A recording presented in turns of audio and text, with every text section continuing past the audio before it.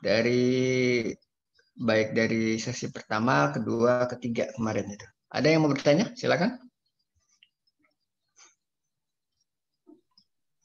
Izin bertanya, Pak. Silakan, Angga. Terkait di pertemuan kedua, kan kita harus memilih sudut pandang. Bagaimana cara kita menentukan salah satu sudut pandang yang tepat? Apakah ada kriterianya atau bagaimana? Itu tergantung dari skop. Oke, gimana terus? Karena misalnya ada permasalahan misalnya ada permasalahan pajak. Nah, dari sisi pemerintah sama dari sisi masyarakat itu yang pemerintah lebih condong ke solusi A, yang yang masyarakat lebih condong ke solusi B. Sehingga dalam penelitian itu sebaiknya kita bagaimana cara kita menentukan yang mana sih sudut pandang yang lebih baik untuk kita teliti lebih dahulu atau untuk kita teliti. Oke, terima kasih. Tadi saya ulangi, itu tergantung dari ruang lingkup kita. Yang mau kita bahas sebenarnya apa sih?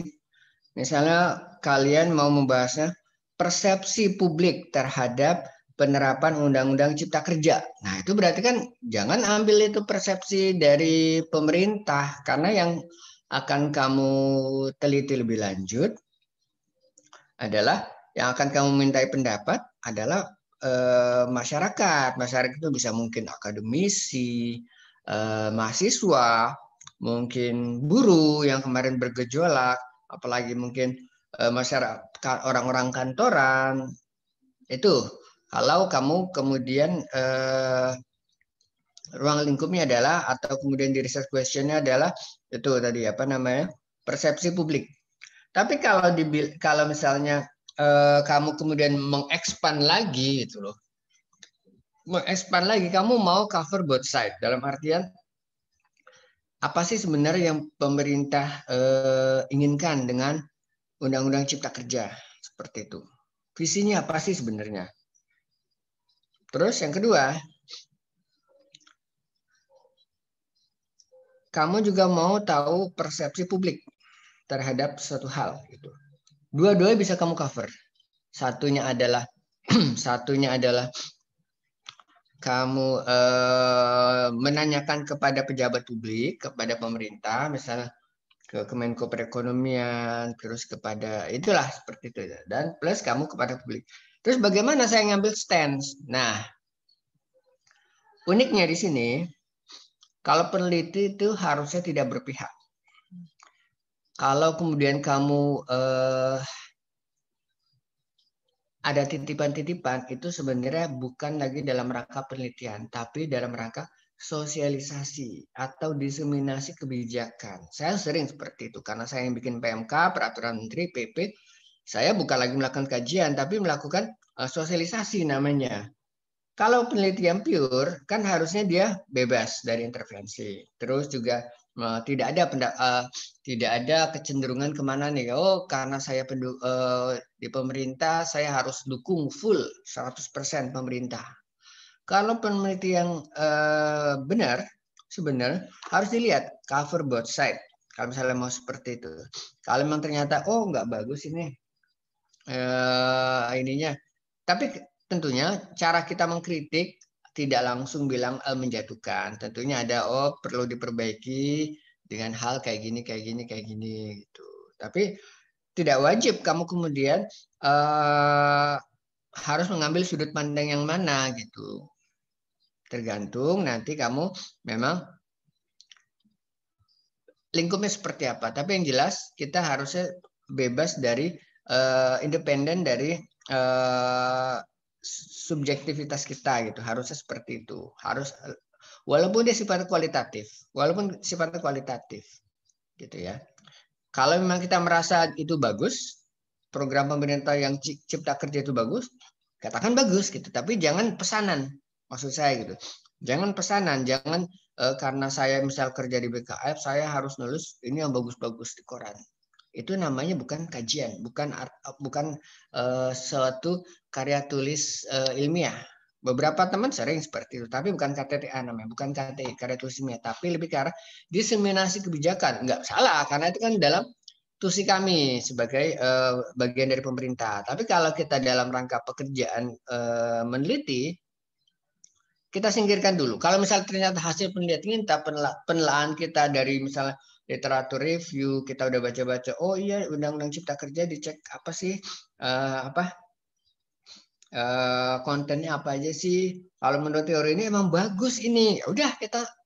Tapi kita bukan dalam rangka sosialisasi, kita emang benar objektif bahwa itu bagus. Kalau nggak bagus, ya kita bilang nggak bagus, tapi mungkin caranya gitu, karena satu sisi saya harus jujur, terbuka, tapi di sisi lain kan saya juga aparatur pemerintah. Cara mengkritiknya mungkin yang berbeda. Mungkin perlu disempurnakan dengan hal-hal rekomendasi sebagai berikut A, B, C, D, E gitu misalnya. Seperti itu sih kurang lebih ya. Tapi balik lagi, semua tergantung dari kamu lingkupnya mau di mana. Gitu ya, masa enggak? Oke. Ada lagi mungkin? Untuk mengenai ruang lingkupnya, Pak, berarti ruang lingkup itu lebih ke objeknya di mana atau objeknya siapa gitu ya, Pak? Semuanya. Ruang lingkupnya bisa objeknya di mana, objeknya siapa, apa yang kamu teliti, apakah populasi kah, atau sampel kah, atau subsampel kah, atau kamu dari tahun berapa sampai tahun berapa. Gitu ya. Jadi misalnya observasi yang kami lakukan terbatas hanya pada bulan Januari sampai bulan November 2020. Sehingga kalau ada data yang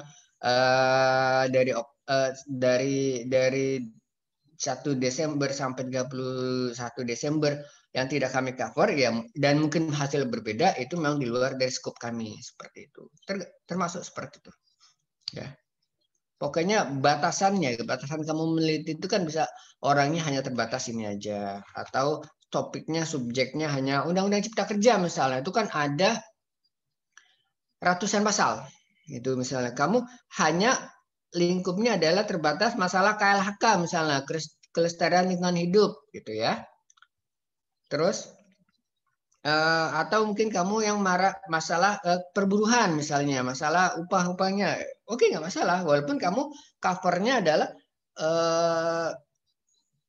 tinjauan atas persepsi publik terhadap Undang-Undang Cipta Kerja, oke nggak masalah judul, tapi di situ kamu batasi di bawah yang kami batasi ya, yang akan kami teliti di sini adalah terkait dengan ini bagaimana kemudian berusaha, ini bagaimana kemudian kaitannya dengan kesejahteraan buruh misalnya.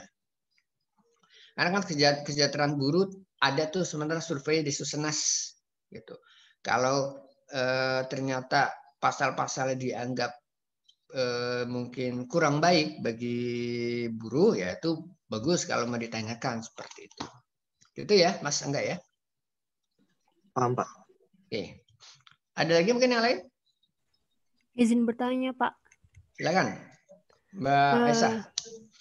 Apakah diperbolehkan setelah melakukan penelitian itu merubah metodenya gitu? Misalnya awalnya kuantitatif, terus mau setelah penelitian baru mau berubah ke kualitatif, atau mending dari awal pakai mix saja?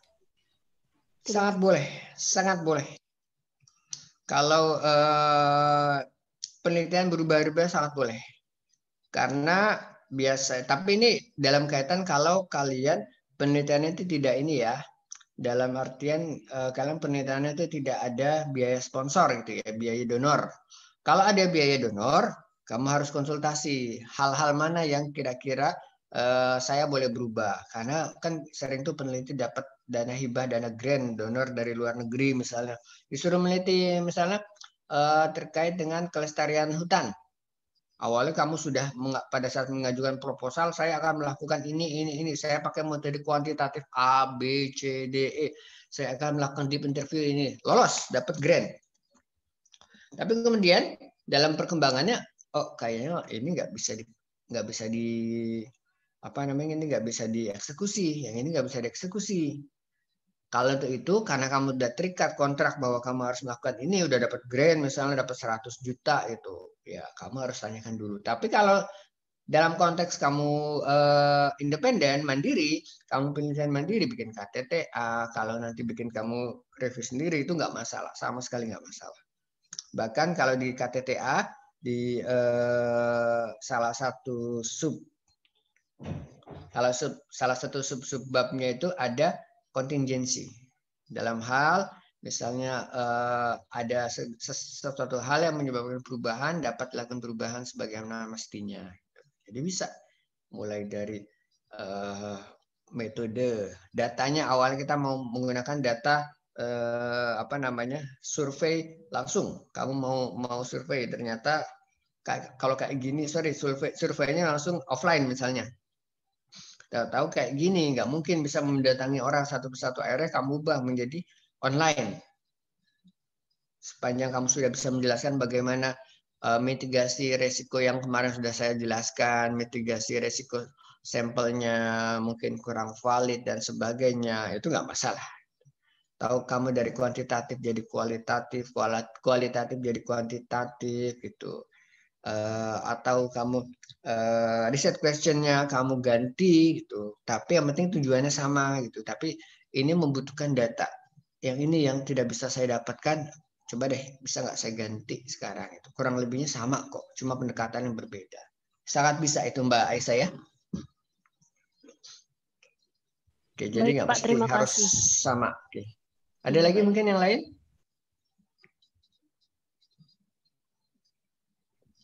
Izin bertanya, Pak. Monggo, Mbak Teresia. Melanjutkan pertanyaan teman saya sebelumnya, kalau misalnya kita ganti metode itu kan, Pak. Terus kan proposal sebelumnya udah setujui. Apakah kita harus buat proposal yang baru, Pak? Kalau dalam konteks KTTA enggak. Saya ada beberapa kemarin yang ganti total. Proposalnya sudah setujui, sudah kan proposal itu disubmit sebelumnya itu. Setelah itu baru kalau pembimbing sudah oke, disubmit ke lembaga BAK, baru kemudian lanjut bisa melanjutkan ini. Tapi ternyata di tengah jalan dia nggak bisa melanjutkan, stuck gara-gara data tidak ada. Padahal dia mengandalkan data itu. Kalau data itu tidak ada, dia nggak bisa nulis. Akhirnya ya udah terus gimana gitu. Misalnya ini evaluasi atas pemenuhan kewajiban perpajakan PTX. PTX-nya nggak mau, terus gimana? PTX nggak mau, saya tanyakan lagi. Bisa nggak Mbak cari PT lain deh, coba ini kan kurang lebih sama ya. Dan nggak spesifik gitu. Kalau misalnya spesifik PTX itu yang mau disorot misalnya perusahaan asuransi, ya harus cari perusahaan asuransi juga yang sama. Karena proposalnya bilangnya perusahaan asuransi. Tapi kalau misalnya proposal bilangnya nggak terlalu spesifik, bisa nggak cari, wah kayaknya susah nih Pak, saya udah stuck deh. Kemarin berharapnya itu ada kenalan ibu saya kata di situ. Ternyata ibu saya bilang kayak agak susah seperti itu. Sangat bisa dan nggak perlu menyesuaikan proposal karena proposal sudah lanjut. Yaitu balik lagi karena ada kontingensi. Tapi memang di awal itu saya sampaikan kalau kamu ngerubahnya fatal, dalam arti misalnya tadi rubah topiknya, ngerubah objeknya, ngerubah metodenya, saya konsultasi, saya dikasih tahu dulu terlebih dahulu, Pak ini saya mau ngerubah, kenapa alasannya gini. Gitu. Jadi kan saya kan pegang tuh proposal kalian itu kan, proposal yang kemarin itu saya udah pegang. Oh ya udah kalau misalnya memang ternyata datanya nggak ada, silakan lanjut, nggak perlu bikin proposal baru lagi. Langsung aja nulis, tapi biasanya saya kompre dulu. Nanti kamu mau ngapain di sana gitu. Seolah-olah menjelaskan lagi. Kan pada saat pembuatan riset proposal kan itu saya kompre juga. Saya minta presentasi gitu kan. Kamu ngapain nanti di sana? Oh ya Pak, datanya nanti kurang lebih ini yang saya ambil gitu. Terus saya juga akan wawancara dengan si ini gitu ya. Sudah dijelaskan kalau saya udah satisfied, oke. Langsung lanjut tulis aja. Gitu ya Mbak Teresia. Sih, Pak. Oke. Ada lagi, satu lagi mungkin. Satu lagi mungkin. Ada? Izin bertanya. Oke. Felix. mengenai strategi penelitian. Di sana kan Oke. ada strategi survei sama grounded theory, di mana keduanya bisa membandingkan data dari hasil wawancara dengan narasumber. Lalu bedanya atau kelebihan masing-masingnya itu masing-masing strategi itu apa ya, Pak? Pada intinya sebenarnya sih nggak terlalu beda gitu. Yang challenging adalah ketika kamu deep interview ya. Kalau deep interview itu kamu harus cari pakar yang benar-benar reliable. Dalam artian, kalau misalnya apalagi kamu evaluasinya itu adalah apa namanya evaluasi. Kajian itu terkaitnya literatur review, bukan yang artinya memang dia pendapat, misalnya pendapat tentang Undang-Undang Cipta Kerja. Kamu mengandalkan pada deep interview. Kamu harus cari siapa pakar yang bisa dilihat, bisa orang akui keilmuannya gitu, sehingga kemudian kamu bisa menyandarkan pendapat dia itu, bisa menyandarkan pendapat dia itu sebagai bahan tulisan kamu gitu. Terus satu lagi, untuk hal-hal yang sifatnya sensitif, misalnya kayak Undang-Undang Cipta Kerja, kamu harus pastikan kamu itu mau arahnya mau cover both side atau enggak. Jangan sampai nanti penelitian kamu itu dianggap tendensius gitu. Tendensiusnya bisa satu, bisa dalam rangka sosialisasi program pemerintah, atau dua, dalam rangka beroposisi, kamu menyerang pemerintah. Seperti itu.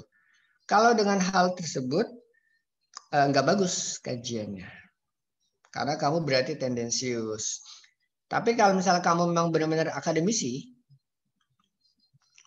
bisa oke, nggak masalah, dua-dua itu kamu pakai, tapi kamu harus cover both side. Kamu cari ahli yang memang kelihatan dia itu arahnya memang dekatlah sama pemerintah. Kamu bandingkan dengan ahli yang selama ini mungkin sering beroposisi dengan pemerintah, misalnya Faisal Basri. Nah itu bisa tuh kamu adu dengan siapa, misalnya yang ketahuan menteri, misalnya Mahfud MD. Kalau misalnya kamu punya, boleh kalau kamu mau ini adu pendapatnya. Atau enggak, kamu cari yang netral. Banyak sebenarnya netral yang apa namanya, yang mungkin kita tidak tahu arahnya. Kayak misalnya mantan Menteri Keuangan sebelumnya Pak Hatip Basri. Mungkin bisa kita bilang dia walaupun dekat dengan pemerintah, tapi sebenarnya kalau memang harus mengkritik, dia mengkritik. Jadi kita bisa mikir mungkin, oh ini boleh gitu dijadikan narasumber untuk yang hal tersebut gitu. Jadi bisa salah satu itu bedanya kalau untuk kalau kamu menggunakan interview strategi seperti itu. Kalau kamu tidak mau melakukan interview, kamu mungkin lebih aman menggunakan survei. Survei itu kamu bisa apa namanya, lebih banyak respondennya. Terus pertanyaan-pertanyaan kamu bisa kamu bisa kamu tata terlebih dahulu gitu. Kemudian nanti kamu bisa secara acak, kamu nggak tahu apakah dia pro pemerintah, kontra, atau netral. Dari situ kemudian kamu, sepanjang memang kamu random gitu, nggak kamu pilih kan, yang ini gitu. Harusnya penelitiannya bisa lebih bagus seperti itu, ya. Ada lagi mungkin, Mas?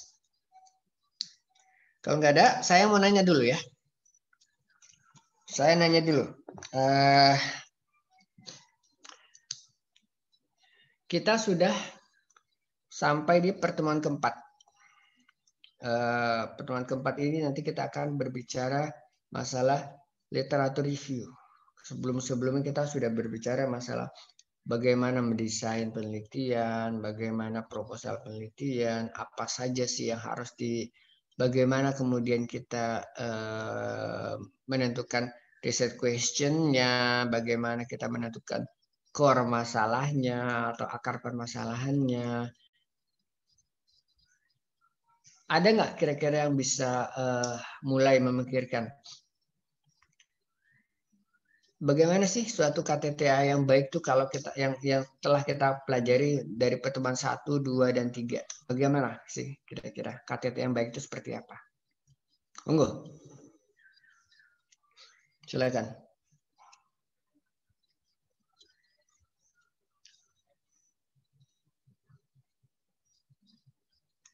Monggo, ayo. Nggak ada benar dan salah di sini karena baru belajar. Saya mau melihat seberapa besar sebenarnya yang kalian kemarin sudah bisa digest dari pertemuan 1 dari, karena setelah pertemuan ini, pertemuan keempat ini, literatur review, pertemuan berikutnya itu lebih ke arah implementasinya. Nanti mungkin kita akan ada bedah KTTA, dan kita akan lebih in-depth yang apa namanya, konten-kontennya gitu. Tapi sebenarnya basicnya itu hanya sampai pertemuan 1 dan sampai pertemuan 1 sampai 4 gitu. Kalau sudah selesai pertemuan 4, secara formal mestinya itu kalian sudah bisa membuat KTTA yang baik. Seperti apa? Mulai dari bagaimana mencari preliminary research, terus merumuskan research question, terus kalian membuat proposal penelitian, bagaimana kalian melakukan strategi penelitian, nah desainnya bagaimana sih gitu. Itu harusnya sudah mantap, sudah lengkap semuanya gitu. Kamu menentukan apakah kuantitatif, kualitatif. Sebenarnya intinya hanya dari pertemuan 1 sampai dengan pertemuan 4. Yang berikutnya ini akan diajarin terus sampai S1, S2, S3, tapi ditambah metodenya sekarang kuantitatif misalnya. Bahkan saya nggak diajari kuantitatif yang diajari. Bagaimana kita menggunakan regresi, bagaimana menggunakan metode difference indifferent buat menilai efektivitas kebijakan, bagaimana saya menggunakan metode matching namanya gitu. Itu diajari. Tapi basicnya adalah di sini, basic penelitiannya itu di sini. Dan penting sebenarnya karena kalau tidak ada ini, tidak ada yang basic tadi itu, penelitian kamu jadi tidak terarah. Monggo, siapa yang bisa mungkin sedikit? Izin menjawab, Pak. Silakan, Mbak Lutfia. Kamu nomor berapa, Mbak?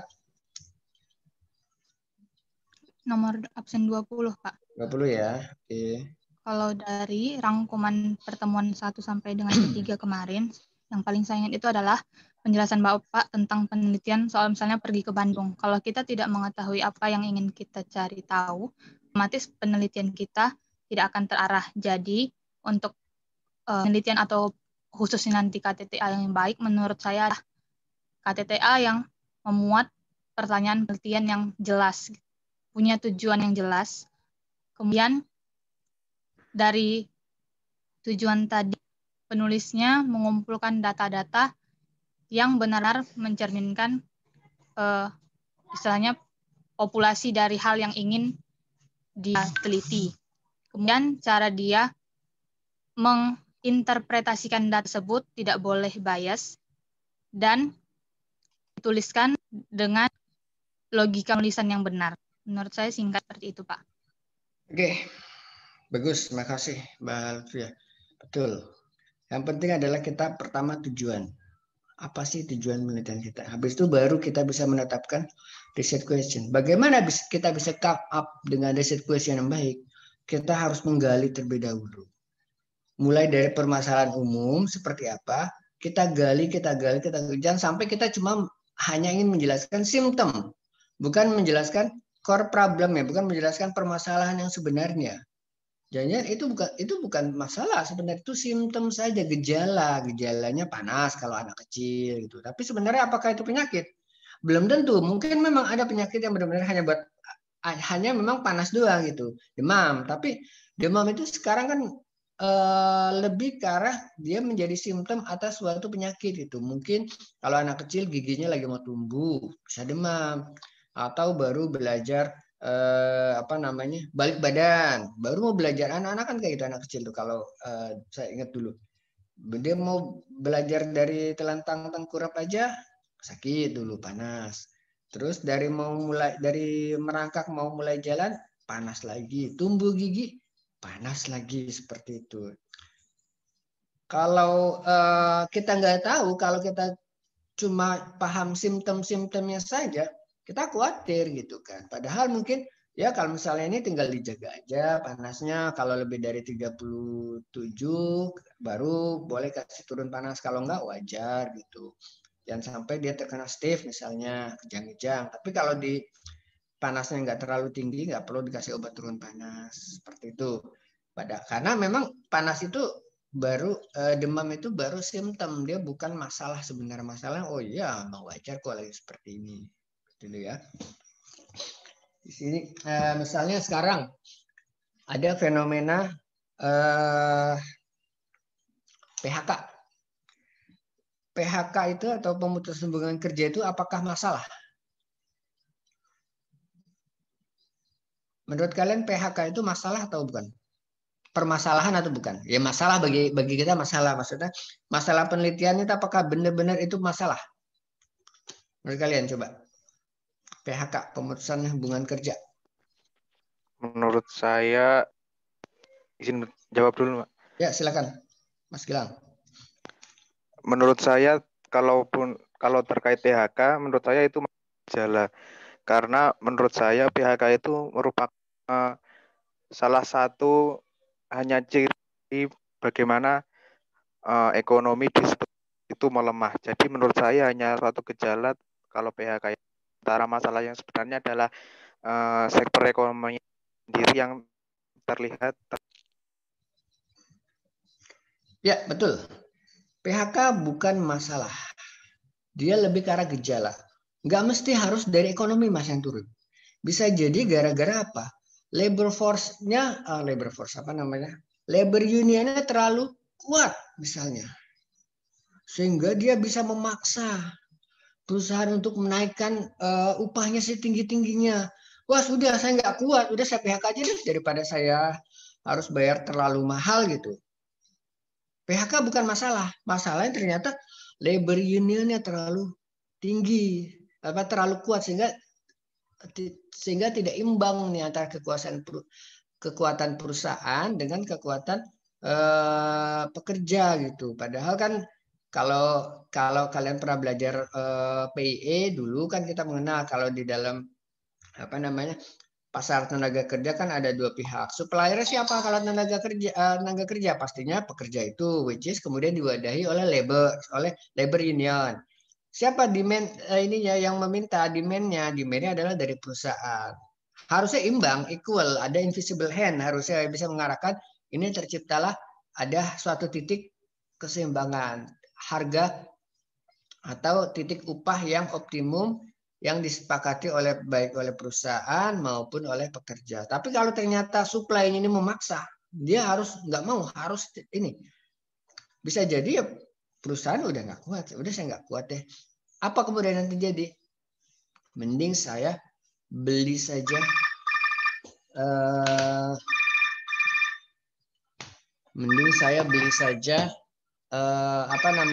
mesin-mesin baru yang full mekanis, full otomatis gitu. Jadinya nggak perlu saya pekerja yang banyak-banyak gitu. Saya cukup sebentar ya, ini saya harus menjawab.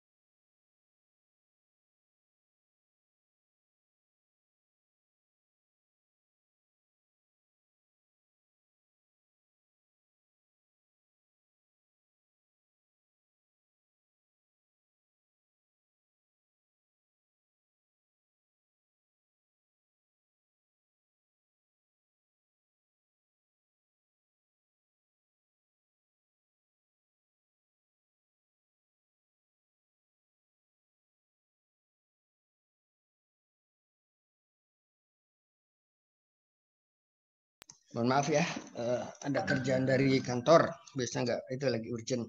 Jadi ceritanya tuh kan kita mau ada ini. Saya biasa suka cerita kalau ada kerjaan kantor lagi ngajar itu.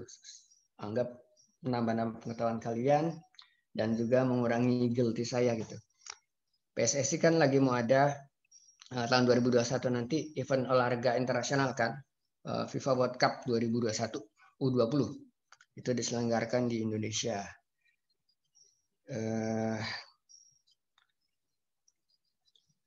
Di situ ada apa namanya, sudah ada kepanitiaan nasionalnya namanya INAFOK yang ditugaskan untuk mengarrange penyelenggaraan lintas kementerian.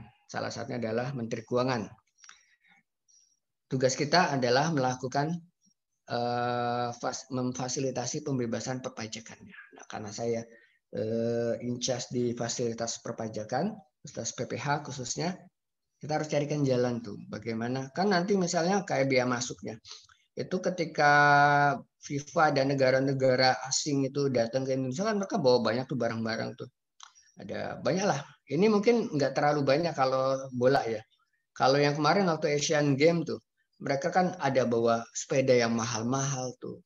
Itu harus diamankan. Jangan sampai pertama mungkin ada penyelundupan, tapi yang pasti untuk keperluan atlet harus kita wadahi.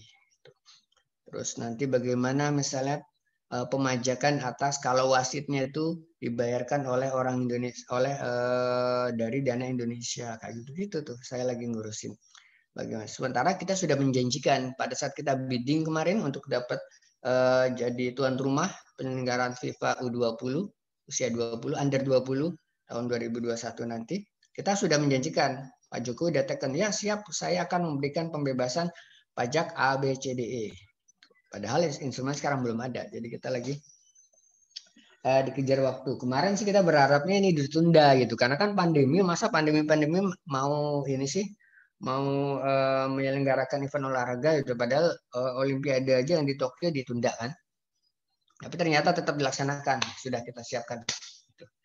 Tadi teman-teman itu teman dari DJP nanya-nanya gitu, karena kita biasanya kalau DJP sama BKF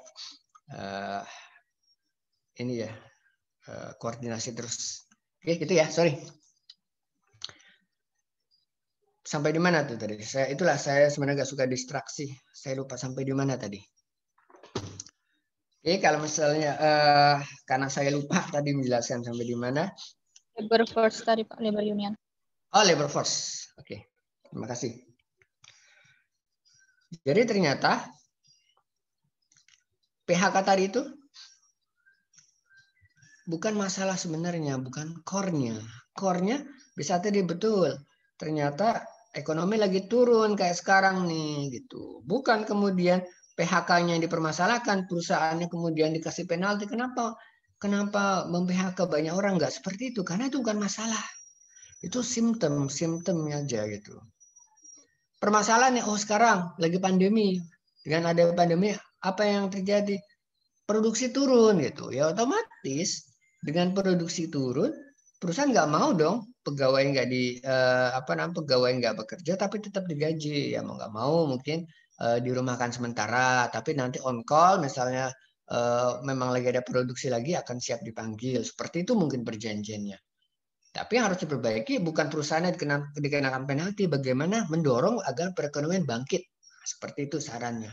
Setelah kita tahu core problemnya, atau mungkin bukan dari ekonomi, ternyata ekonomi fine-fine aja nih, nggak masalah. Yang jadi masalah tadi, labor unionnya terlalu kuat ternyata. Nah, itulah berarti harus di mediasi oleh pemerintah. Jangan seperti ini bla bla bla gitu. Mungkin kita cek lagi apakah dari undang-undangnya emang seperti itu atau dalam tanda kutip ada oknum di sana gitu. Bisa aja seperti itu. Jadi kalau kita sudah ketemu core permasalahannya, bisa kita menjelaskan lebih baik. Gitu. Yang menarik ada yang mencoba untuk melakukan penelitian gitu, karena ternyata kalau nggak salah sudah juga saya sampaikan di sini. Ternyata fenomena kenaikan suatu barang, khususnya barang-barang pertanian itu tidak diikuti dengan kesejahteraan bagi petani.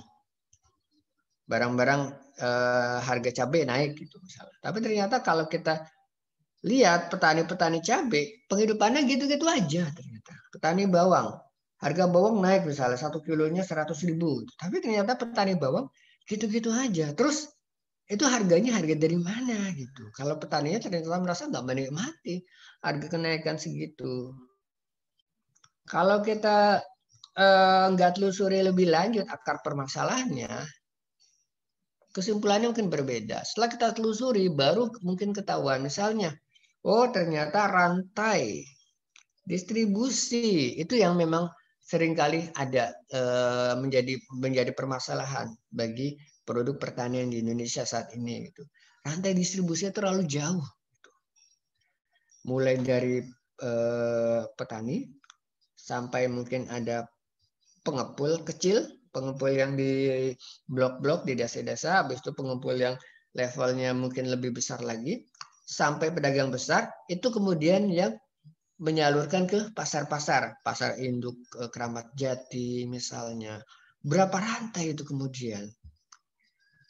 Belum nanti kalau ada ternyata di satu sisi rantai itu yang melakukan penumpukan gitu, sehingga kemudian di sininya terus dibeli dengan harga murah, di sininya ditahan, harga pasar jadi makin tinggi, setelah tinggi baru dijual. Bisa seperti itu mungkin permasalahannya. Kalau kita sudah bisa ketemu dari situ, mungkin kita bisa sarankan sesuatu. Apa misalnya? Oh, kita perlu mungkin menata ulang tata niaga produk bawang. Misalnya bagaimana caranya? Kita pangkas lah. Bagaimana cara memangkasnya? Jangan cuma normatif rekomendasi kalian. Karena pangkasnya bagaimana? Gitu. Mungkin pemerintah atau BUMN mendirikan koperasi yang khusus itu. Karena kan salah satu tugas BUMN selain dia selain dia profit oriented, dia juga public service-nya juga ada PSO-nya juga, ada public service orientation ya. Jadi disitulah mungkin bisa kayak foster parent itu skemanya skema ayah angkat bapak angkat gitu. Ayah anak angkat bapak angkat gitu ya. Seperti itu. Kalau kita tahu masalahnya. Atau yang menarik ada inovasi-inovasi misalnya penggunaan digital, teknologi digital sekarang diciptakan misalnya aplikasi yang mendekatkan antara petani dengan konsumennya gitu. Sekarang ternyata konsumen bisa langsung order bawang 3 kilo gitu misalnya, langsung dari petani, harganya murah banget gitu, harganya murah banget kan langsung dari petani. Disediakan misalnya dia di-embed dengan menggunakan pengirimannya jasanya pakai GoSend misalnya atau GrabSend. Tapi mungkin berarti hanya terbatas lingkup yang bisa bisa dijangkau oleh GoSend gitu. Karena misalnya kayak barangnya kayak bawang tadi misalnya kan nggak tahan lama, nggak mungkin dikirim berhari-hari menggunakan paket JNE mungkin. Jadi mau nggak mau harus menggunakan yang GoSend tadi ya, berarti lingkupnya. Tapi minimal kan ada nih opsi dia, ada opsi pasar gitu, nggak cuma si yang rantai niaga, rantai distribusi yang konvensional, tapi sekarang memanfaatkan yang ini gitu ya, memanfaatkan yang teknologi digital tadi. Nah, mungkin seperti itu sarannya. Ada soalnya ada lagi mungkin permasalahan petani ternyata bukan dari tata niaganya, mungkin dari masalah pendanaan yang mereka kurang. Gara-gara pendanaan mereka kurang, mereka sering terjebak kepada tukang ijon. Kalian tahu kan tukang ijon seperti apa? Belinya itu pada waktu masih belum ada gitu. Jadi saya beli padi bapak ini 1 hektar 10 juta, saya kasih sekarang. Tapi nanti tolong ya dirawat ya. Tolong dirawat. Sepanjang dia udah merawat, totalnya ternyata panen raya bagus. Tapi dia udah dapat uangnya 10 juta. Di depan gitu. Dijual oleh si tukang ijonnya itu lebih tinggi, tapi dia nggak merasakan apa-apa gitu. Kenapa kemudian petani itu butuh yang tukang ijon seperti itu? Karena mereka nggak punya modal gitu. 10 juta itu nggak langsung dimakan sendiri, dalam artian dia itu 10 juta adalah netnya, mungkin dia harus beli pupuk, beli saya nggak tahu ya, karena saya bukan petani, apa aja sih yang dibutuhkan gitu. Itu termasuk biaya-biaya produksinya ya, mungkin total netnya mungkin dia 5 juta, mungkin taruhlah misalnya 5 juta buat biaya produksinya, 5 juta dia pegang sendiri. Seperti itu. Apa kemudian yang bisa kalian rekomendasikan? Misalnya bagaimana mendekatkan petani dengan sumber pendanaan gitu. Kalian mungkin bentuklah kayak pooling of fund gitu, menggunakan aplikasi digital gitu yang mendekatkan siapa nih yang punya uang. Misalnya saya punya uang, Mas Zaki punya uang, Mas David punya uang, Mbak Lutfia punya uang. Nyetor langsung ke aplikasi tersebut. Terus aplikasi langsung menyalurkan ke petani, petaninya dapat untung, dibalikan lagi uangnya ke aplikasi, kita dapat untung, dapat bagi hasilnya, uang kita balik plus bagi hasil. Seperti itu terus, mulai lagi masukkan lagi. Itu yang pooling of fund. Itu sebenarnya idenya banyak, sudah banyak sebenarnya. Cuma memang seringkali diselewengkan itu menjadi ya yang sekarang ini, yang pinjaman-pinjaman online itu kan. Yang dia tidak ada yang sekarang bermasalah ya, yang tidak ada agunan, tapi kemudian kalau ada masalah, kalau misalnya petaninya tuan prestasi, dia kemudian mendaginya dengan cara-cara kasar, menghubungi sana sini ke kontak yang sebenarnya bukan orang yang langsung gitu, kadang-kadang nelpon ke atasannya, ke saudaranya, itu yang kemudian bikin malu gitu. Padahal sebenarnya idenya bagus sebenarnya. Karena petani kan nggak tahu saya, nggak tahu Mbak Lutfi ya, Mas David, ke Mas Jaki nggak tahu. Tapi saya punya uang, kita punya uang nih semua gitu. Ada uang lebih, mereka butuh uang gitu. Kenapa nggak kita buat aplikasi, mereka install aplikasinya langsung share gitu. Bagus tuh. Itu sebenarnya sudah ada yang ini, sudah ada yang sudah ada idenya. Kalau kalian nanti coba cek di aplikasi itu ada namanya Bantu Ternak, aplikasi dari Jogja. Itu dia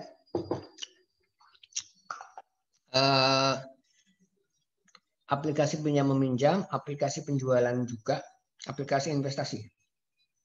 Jadi kalau ada yang mau investasi di situ nggak mahal-mahal, paling misalnya 1 juta, kita punya 10 juta ya, tentunya hasilnya nanti bagi hasilnya tergantung persentasenya dari ini kita ya, uang kita berapa di situ. Dari situ kemudian mereka menyalurkan dibelikan misalnya sapi bibit atau bakalan dan sebagainya. Kemudian mereka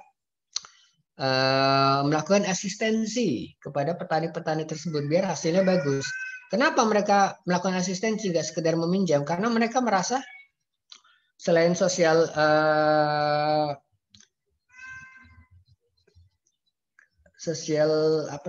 kepedulian sosial itu dibentuk oleh mahasiswa-mahasiswa UGM di Jogja, mahasiswa fakultas hewan, fakultas hewan, dokter hewan itu apa sih, fakultas kehewanan apa FKH, yang merasa concern gitu dengan pola-pola pemeliharaan sapi tradisional yang kurang optimal mungkin mereka anggap. Pertama yaitu pendanaan mereka kurang, cara-cara mereka beternak itu kurang optimal dan sebagainya. Kenapa mereka butuh itu? Selain gara-gara tadi itu kepedulian sosial saja, tapi juga mereka kan butuh. Ini ada uang investor nih. Kalau sampai misalnya dibelikan bibit, dibelikan bakalan sapi, ternyata sapinya mati, kan uang kita hilang gitu. Makanya mereka kemudian juga butuh untuk bisa membina petani-petani tersebut. Timbal baliknya petani jadi pinter seperti itu. Bagus kan kalau seperti itu ya? Itu hasil dari kajian sebenarnya, dari penelitian awal, penelitian pendahuluan sebelumnya gitu. Kalau kita nggak tahu core permasalahannya, nggak ketemu seperti itu. Oke, kita lanjutkan dulu ya. Kenapa saya lebih banyak cerita? Karena untuk yang literatur review ini sebenarnya beberapa kali udah sering kita bahas gitu, bagaimana cara membuat literatur review yang baik, bagaimana sumber-sumbernya. Makanya kemudian saya mau mengulas nanti bisa kalian baca sendiri saja gitu ya. Bentar.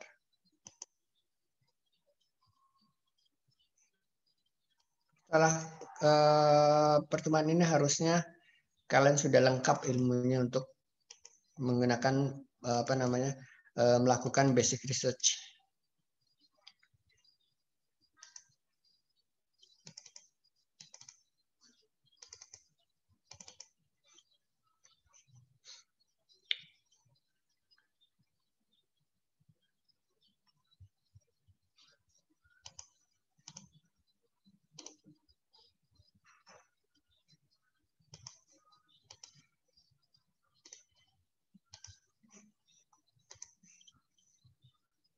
Oke, literatur review.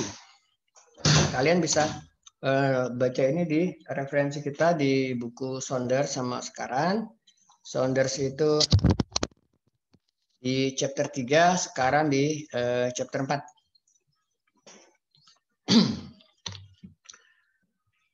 Bagaimana kemudian literatur review itu berguna bagi penelitian? Literatur review itu bisa kita temukan pada saat awal kita melakukan preliminary research.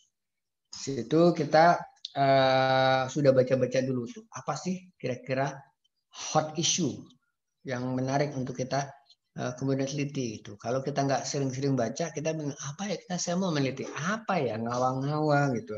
Nah, itu berguna untuk mencari ide. Walaupun mungkin cari ide itu nggak mesti harus melalui literatur review. Bisa juga melalui pengamatan. Kalian sering jalan-jalan atau kok ada fenomena kayak gini. Misalnya fenomena sekarang menjamurnya misalnya coffee shop misalnya. Di mana-mana itu banyak banget. Kadang-kadang satu ruko itu satu jejer ruko itu ada 2 dan dua-duanya laku.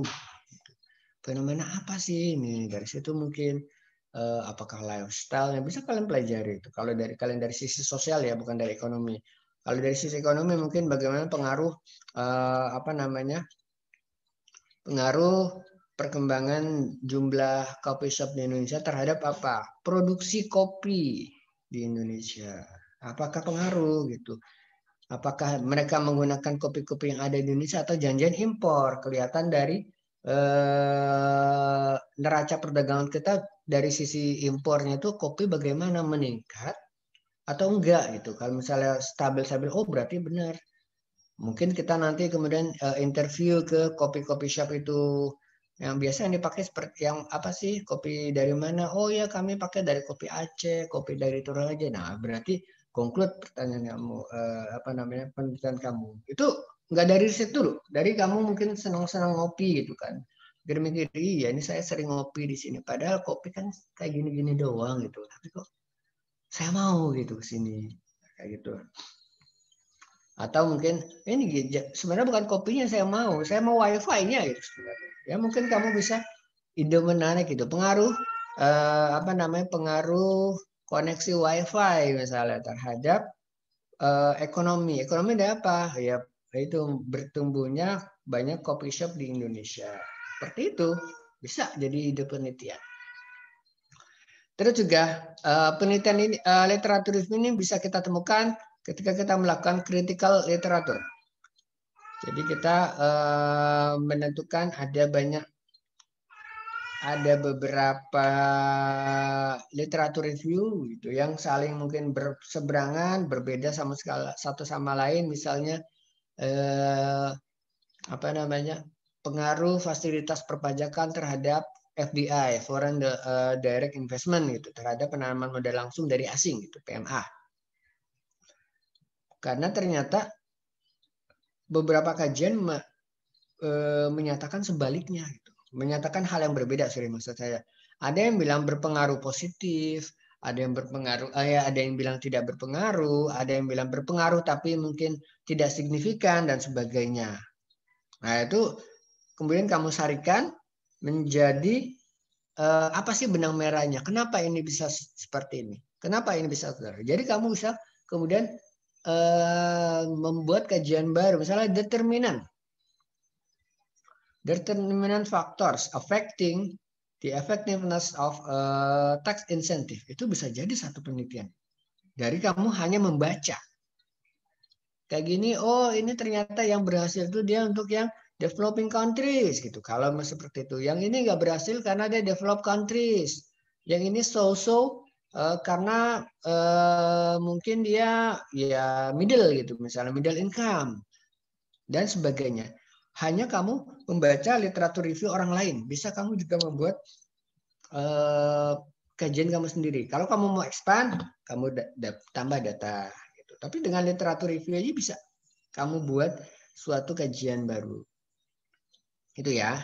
Terus yang ketiga, untuk menempatkan temuan penelitian dalam pengetahuan yang lebih luas dan merupakan bagian dari bab permasalahan, bab pembahasan. Ini dalam rangka pertama mungkin supporting atau dalam rangka opposing. Mungkin sebelum-sebelumnya penelitian sebelumnya berbicara A, terus kamu ada A, ada B, kamu lanjutkan, kamu bikin penelitian kamu sendiri di Indonesia.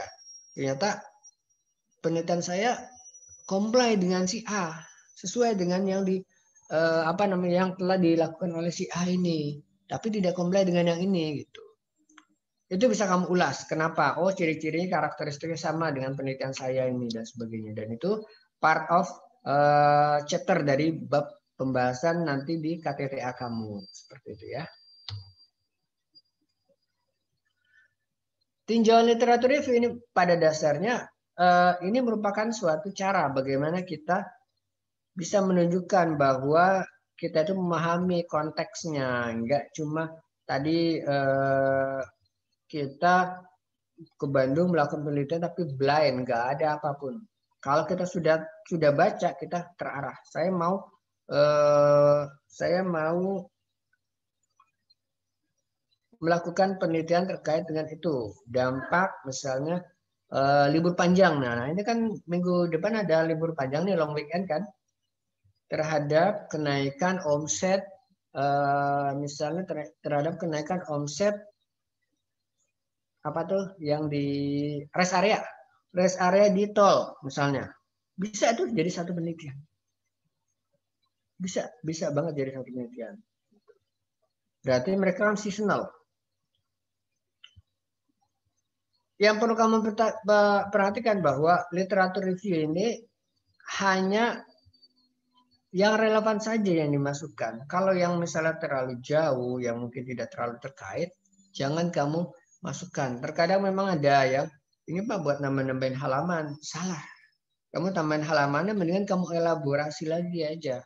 Literatur reviewnya itu kamu kata-katain sendiri gitu. Jadi misalnya ada tiga literatur review, kemudian kamu sarikan, kemudian kamu come up dengan something. Nah itu lebih bagus seperti itu daripada kamu kemudian hanya memasukkan yang sebenarnya nggak relevan, hanya untuk biar kuota halamannya terpenuhi,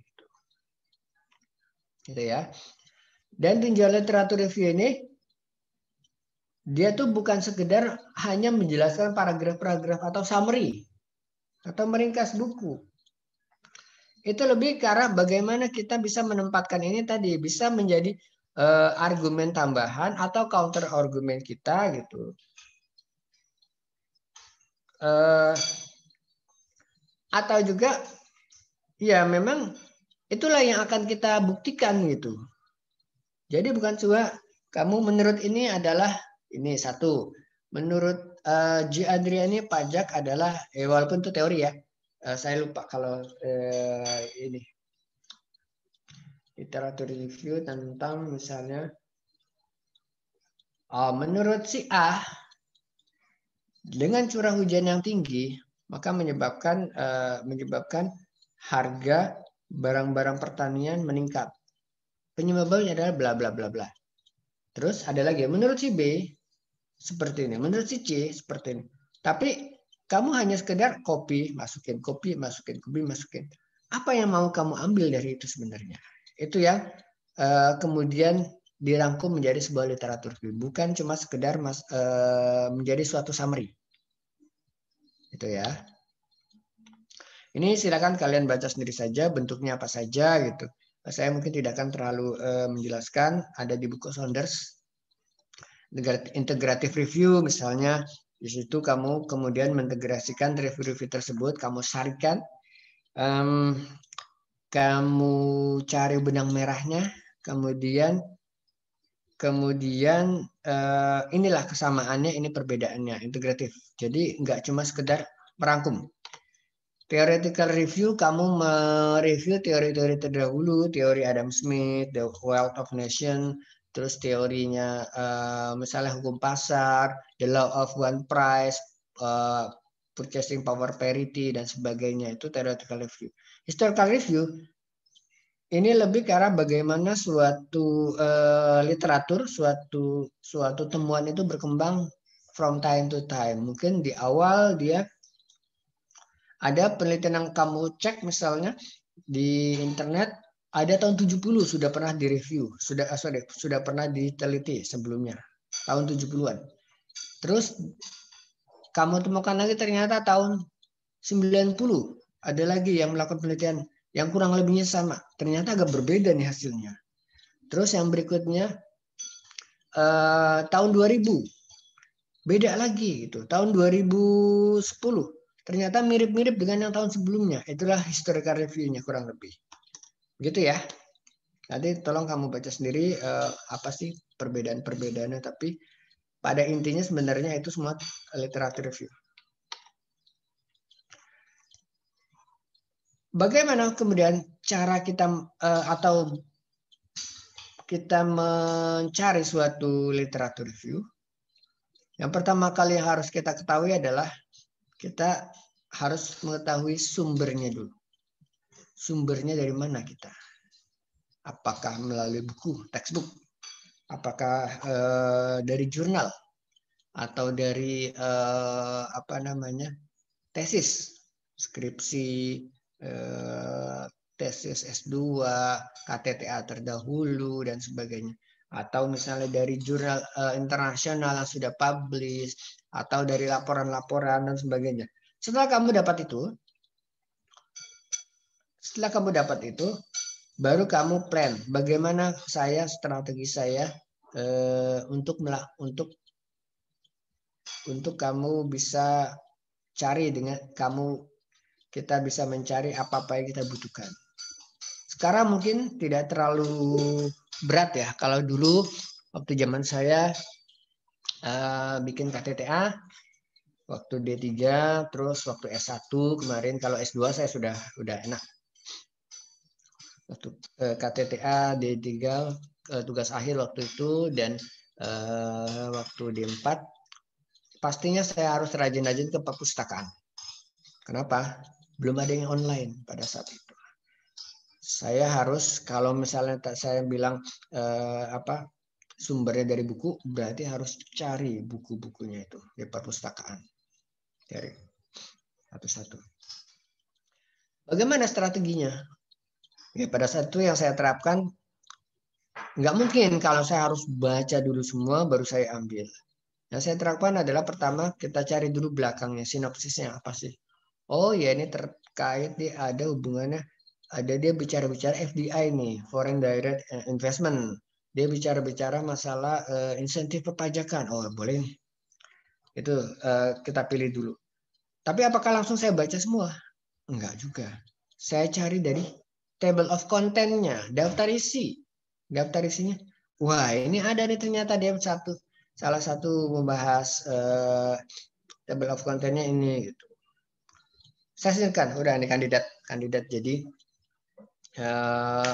salah satu literatur review. Saya cari mungkin buku yang lainnya. Setelah ketemu misalnya, oh udah cukuplah dulu 4 buku. Baru saya mulai scanning. Benar nggak ini intinya adalah yang saya mau. Tapi jangan hanya kamu mengandalkan scanning kemudian kamu catat langsung kamu review. Karena kalau seperti itu kamu nggak ngerti konteks, comprehension-nya itu mungkin kamu nggak dapat gitu. Dia berbicara tentang A sebenarnya. Kalau dia bilang misalnya ternyata insentif perpajakan tidak efektif dalam mendorong peningkatan FDI. Wah, kamu catat menurut ini, padahal kamu nggak tahu itu karakteristiknya bagaimana. Di sini dicek itu. Dia bilang ternyata untuk yang ini adalah untuk yang kategorinya A, B, C, D, E gitu. Kalau untuk yang D, E, F mungkin bisa berhasil.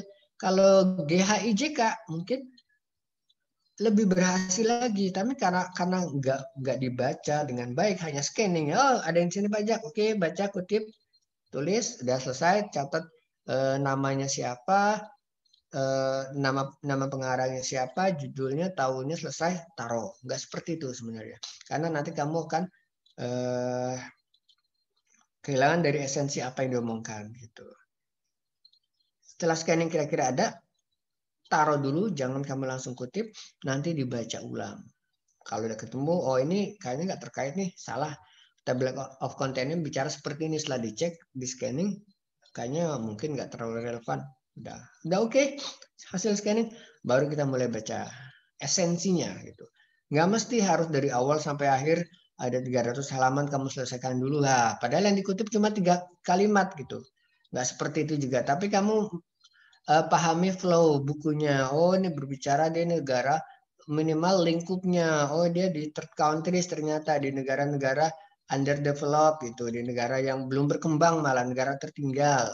Underdeveloped. Oh, kalau seperti ini ternyata insentif perpajakan berhasil gitu. Nah, kalau kamu skip bagian itu, akan yang kamu kutip mungkin akan berbeda ininya, apa pengertiannya, seperti itu ya. Itu kalau buku. Dan itu yang saya lakukan dulu ketika belum ada internet. Bagaimana kalau sekarang? Sekarang udah sangat mudah. Kamu tinggal buka komputer atau pakai handphone sekarang. Saya prefer menggunakan komputer ya. Kalau handphone mungkin karena terbatas kan, nanti scrollingnya juga susah. Mungkin kamu jadi lost gitu. Dan saya sarankan kalian menggunakan Google Scholar. Kalau Google Scholar dia sudah semacam ada filter gitu, bahwa yang masuk situ yang memang yang ada berbau-bau akademik lah gitu. Kalau yang misalnya cuma iklan, nggak akan nongol di situ nanti. Bisa dari cuplikan buku, bisa jurnal gitu. Saya nggak tahu kalau KTT Astan udah masuk dalam search engine-nya Google atau belum. Setahu saya sih belum ya.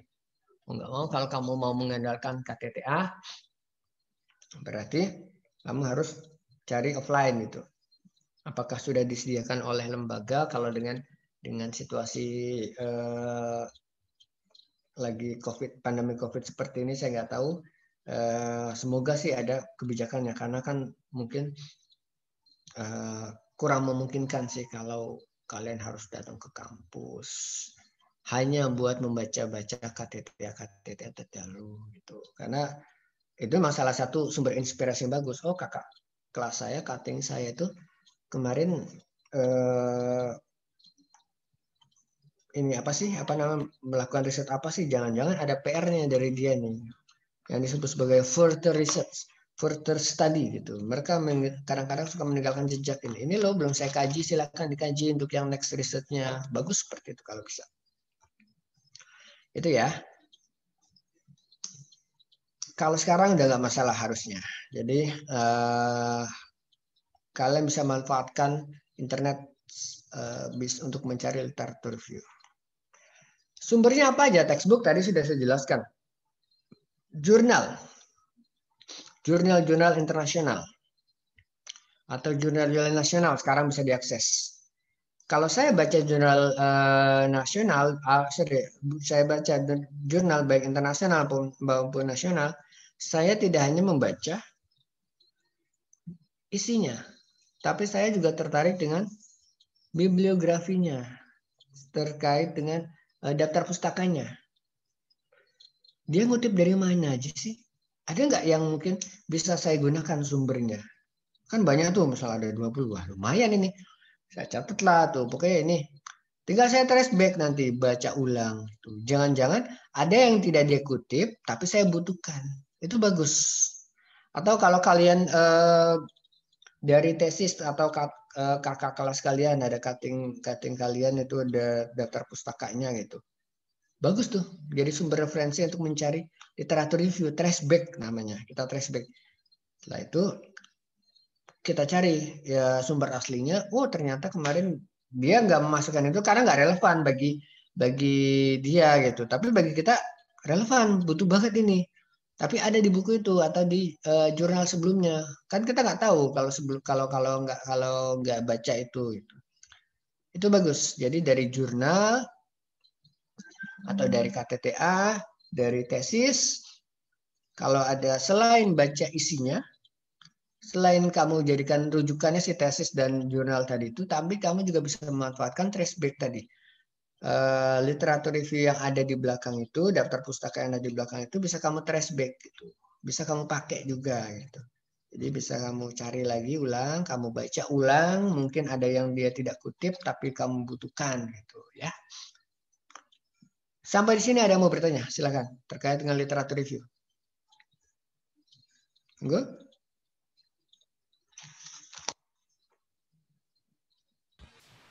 Ingin bertanya, Pak. Silakan Mbak Yulia, 29.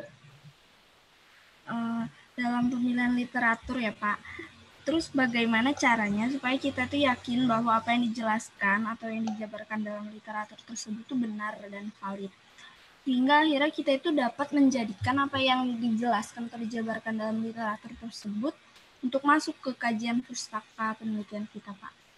Begitu. Oke, makasih. Bagus pertanyaannya. Kamu tidak bertanggung jawab atas hasil penelitian orang lain. Kamu hanya mengutip. Menurut si A, insentif perpajakan bagus untuk perekonomian. Kamu nggak bertanggung jawab. Perkara dia ternyata salah, orang bilang menyanggah, itu di luar konteks kamu. Tapi kamu menurut ini. Nah, sekarang kamu mau membuktikan. Gitu. Kamu kutip sebanyak-banyaknya yang saling bertentangan misalnya gitu. Oh, nggak masalah. Kamu tidak bertanggung jawab sepanjang memang jurnal yang kamu pilih itu kredibel gitu. Jangan yang jurnal abal-abal maksudnya gitu. Jangan yang kan sekarang banyak tuh jurnal yang disebut sebagai jurnal predator. Kalau kalian cepat baca. Jadi untuk bisa masuk ke jurnal tersebut malah penelitinya tuh harus bayar. Bayar sejumlah uang, bisa mahal, bisa $200, $500. Jadi dibisnisin gitu. Jadi dismiss itu salah kalau seperti itu. Tapi kalau kamu jurnalnya yang kredibel gitu, kelihatan kan American Economic Review misalnya, kalau di Indonesia mungkin yang sudah diverifikasi oleh LIPI kan banyak tuh, udah ada ISN-nya, udah ada ISBN-nya lah. Kalau udah ada ISN, udah ISBN-nya udah paten lah itu. Tapi kamu tidak bertanggung jawab atas pendapat si orang itu. Silakan kamu kutip aja. Silakan kamu kutip. Nggak perlu kamu merasa bagaimana saya bisa masukkan bahwa pendapatnya benar.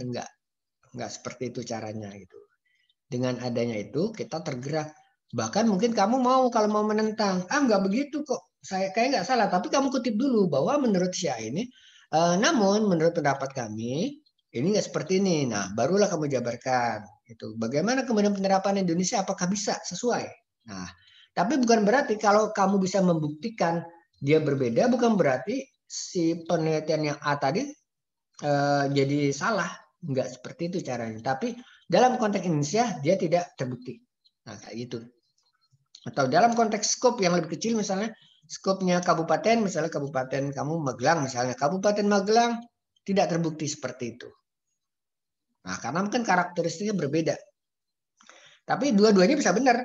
Dia benar dengan konteksnya, kamu pun benar gitu. Nggak ada yang kemudian menentang sepanjang dua-duanya telah menggunakan metode yang betul.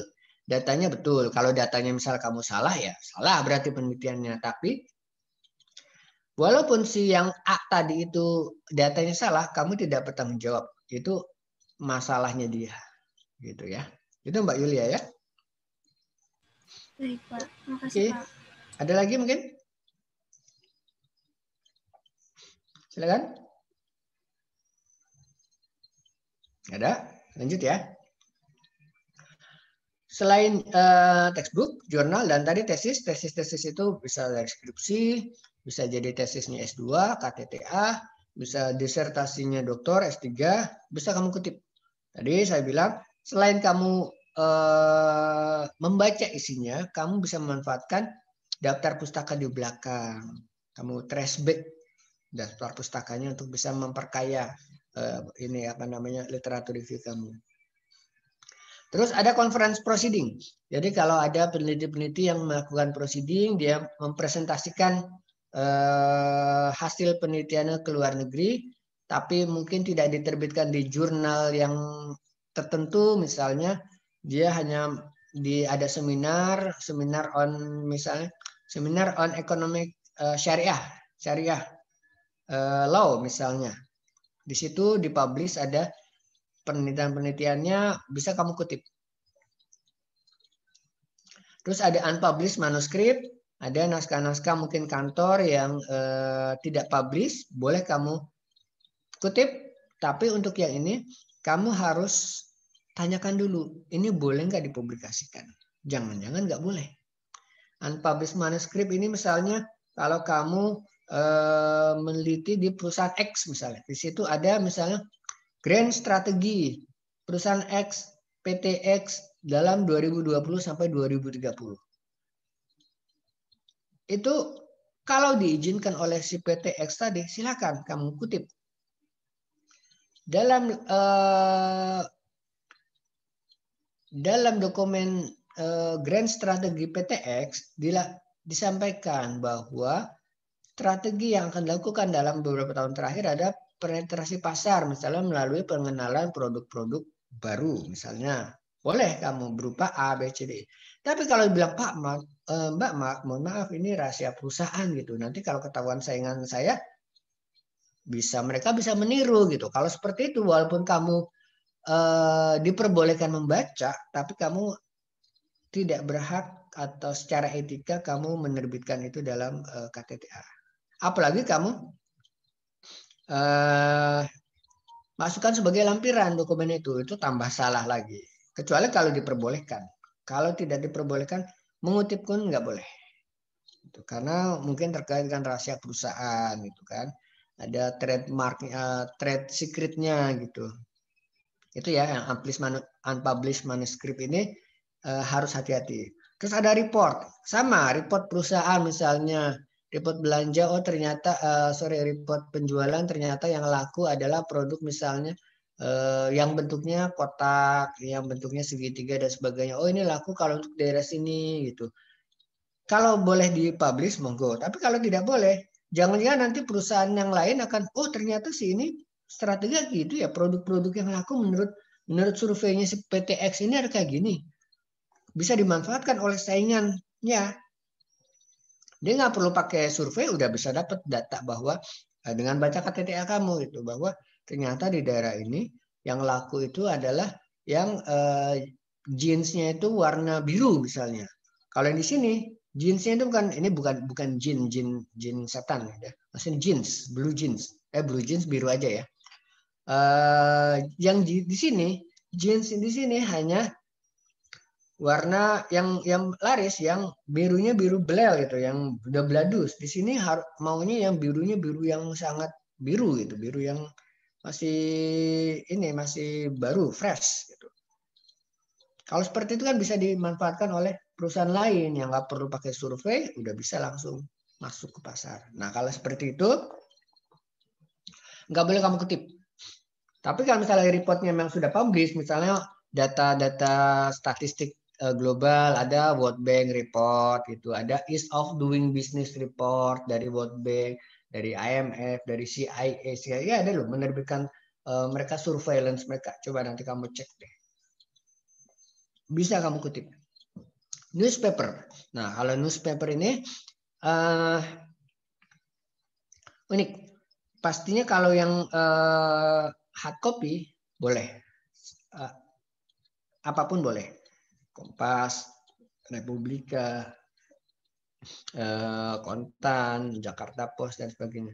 Bagaimana dengan yang online? Nah, online ini mungkin masih ada sedikit perdebatan ya. Kalau saya prefer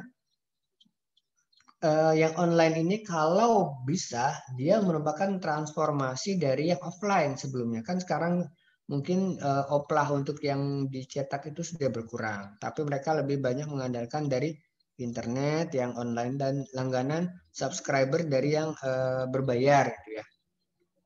Kompas misalnya sudah ada Kompas online, Republika online, Roll, Kontan pun ada, di Jakarta Post yang online pun ada itu boleh. Tapi jangan, kan sekarang banyak tuh apa namanya,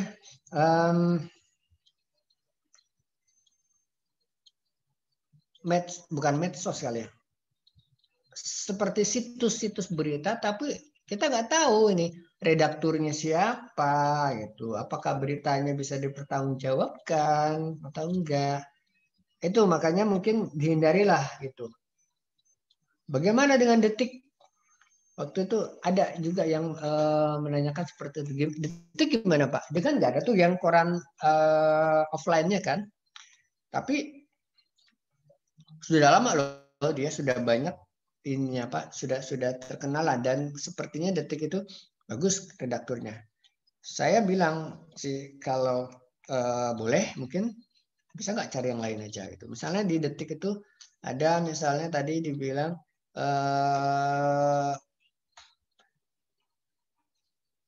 harga cabai misalnya, harga cabai dan curah hujan. Coba deh kamu cari dengan keyword tadi itu, harga cabai, curah hujan. Kamu tambahin aja Kompas misalnya atau Republika di situ. Dan kemudian jadi merujuk ke yang Kompas tadi atau ke Republika. Saya rasa kalau suatu pemberitaan itu menarik, nggak cuma Detik doang yang kemudian mengabarkan. Ada yang lainnya pastinya. Gitu. Saya lebih prefer seperti itu.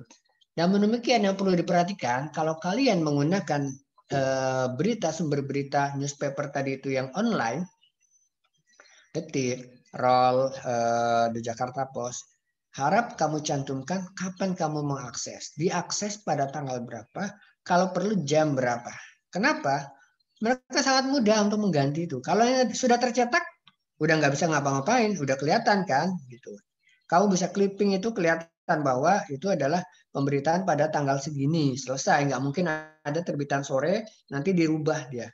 Tapi kalau yang online, sangat mungkin dirubah gitu. Kalau kamu kemudian menyandarkan itu kepada yang Republika Online, dari tahu-tahu beritanya diganti, kamu jadi tidak bisa bergerak lebih lanjut lagi. Misalnya udah mau selesai, tahu-tahu loh ternyata berita ini nggak ada nih. Saya ngakses kapan waktu? Wah, itu agak susah kan. Tapi kalau kamu tulis diakses pada tanggal segini, kalau ternyata setelah KTTA kamu selesai misalnya, berita itu udah nggak ada. Dari sisi akademis nggak masalah, karena itu valid ketika lakukan itu diakses tanggal berapa itu masih ada. Kalau kemudian dirubah ya harusnya sih itu bukan masalah kamu lagi gitu, itu masalah ternyata pemberitaannya salah atau gimana, itu bukan permasalahan kamu dan itu nggak akan disalahkan. Jadi kalau yang untuk harian-harian atau newspaper yang online, harap cantumkan kapan kamu mengaksesnya. Tanggal berapa, kalau perlu jam. Karena bisa, misalnya kamu aksesnya jam 9 pagi, mungkin jam 12 atau sorenya ternyata diganti sama dia. Kan mudah kalau yang online. Kalau yang newspaper terbitan udah tersebar seluruh Indonesia, nggak mungkin bisa ditarik seperti itu ya. Oke. Terakhir tentunya internet. Nah, kalau internet ini lebih selektif lagi karena bisa jadi itu yang pasti kalau Wikipedia tidak boleh. Ya, saya belum pernah melihat Wikipedia bisa dipergunakan oleh sebagai suatu referensi bagi jurnal-jurnal, belum pernah saya lihat gitu. Dan ya karena dia sifatnya open, bisa diedit oleh siapapun. Jadi kita masih belum bisa mempercayai sisi akademisnya, sisi keilmiahannya gitu ya. Jadi yang pasti Wikipedia belum bisa. Bagaimana blog pribadi? Blog pribadi pun kalau sepertinya kayak misalnya tidak berbayar, Blogspot misalnya, WordPress gitu. Itu mungkin agak susah kita untuk dijadikan sandaran literatur review. Kalaupun misalnya dia blog pribadi bentuknya com misalnya gitu, carilah yang dia memang merupakan public figure. Jangan yang misalnya kamu nggak tahu ini siapa sih orangnya gitu, tahu-tahu kamu kutip saja dari internet. Itu mungkin kurang pas. Tapi kalau misalnya sudah kamu tahu, misalnya dari blognya Faisal Basri,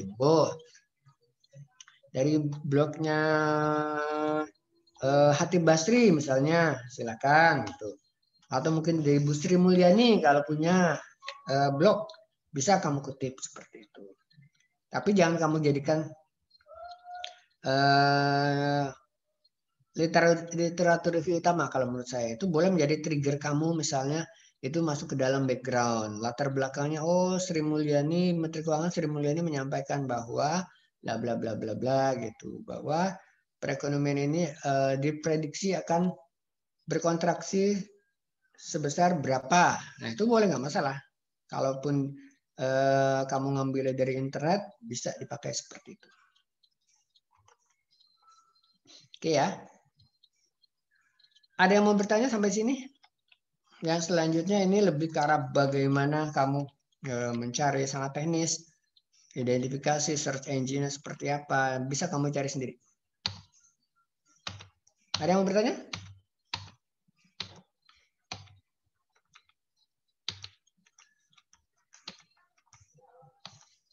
Ada, lanjut dulu ya.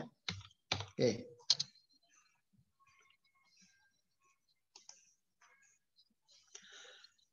Ini salah satu contoh penulisan literatur review yang kurang bagus. Kenapa? Karena di sini diterangkan sebelah kiri ya. Misalnya di sini, pengertian penyuluhan secara umum merupakan suatu ilmu sosial yang mempelajari bla bla bla bla.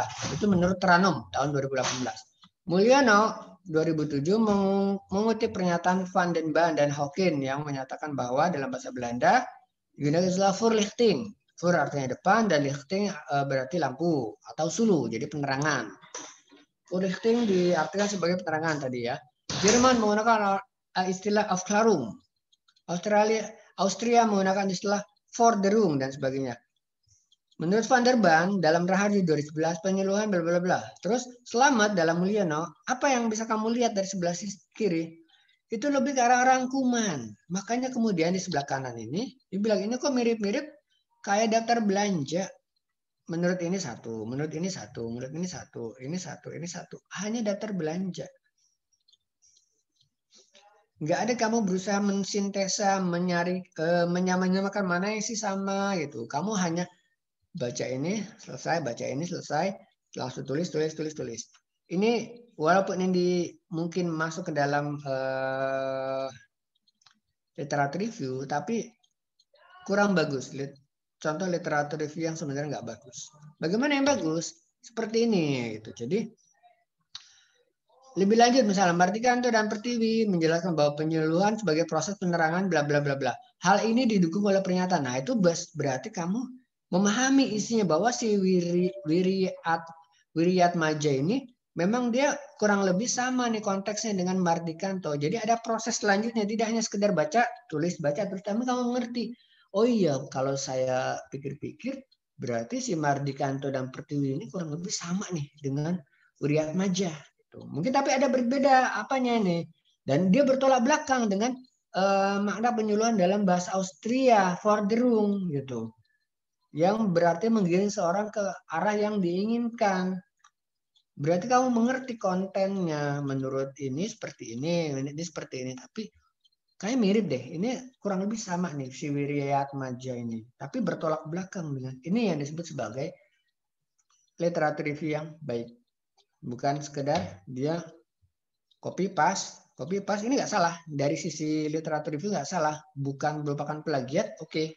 Tapi dia seperti kanannya daftar belanja, hanya summary.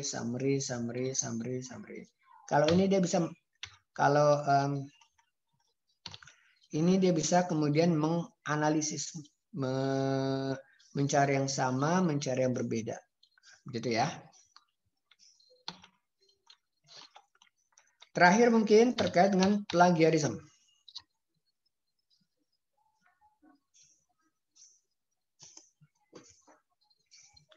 Plagiarisme secara sederhana dapat diartikan sebagai bagaimana kita mempresentasikan karya atau gagasan orang lain seolah-olah itu menjadi milik kita sendiri. Gitu. Jadi ngaku-ngaku punya orang, itu punya sendiri, dengan atau tanpa persetujuan mereka. Gitu ya. Jadi walaupun dengan konsen mereka tetap dianggap sebagai plagiarisme. Dan gagal untuk menyatakan sumbernya secara spesifik, secara tepat. Jadi nggak meng-acknowledge. Baik sengaja maupun tidak sengaja. Nah, kalau sengaja memang nakal. Tapi yang tidak sengaja ini yang kadang-kadang kita nggak sadar. Itu yang disebut sebagai plagiarisme. Nah, apa aja kemudian yang disebut sebagai plagiarisme? Pastinya mengutip karya orang lain, kata demi kata. Tadi misalnya. Ini mengutip. Tapi catatan kenapa nggak boleh tanpa menulis sumber referensi. Kalau tadi boleh ada. Tadi itu ada Bardikanto dan Pertiwi. Di sini ada Mulyono 2007, Ranum 2018. Silakan mengutip kata per kata langsung. Memotong, menempel teks, mendiagram atau material lain dari internet tanpa menulis sumber referensi. Itu juga sama. Paraphrase pastinya. Nah, kalau yang pertama tadi, ini lebih ke arah kutipan langsung. Tapi yang ini mungkin dia paraphrase. Bahasanya mungkin seperti itu. Bahasanya mungkin seperti itu. Misalnya kamu memparaphrase pendapatnya terkait dengan invisible hand misalnya.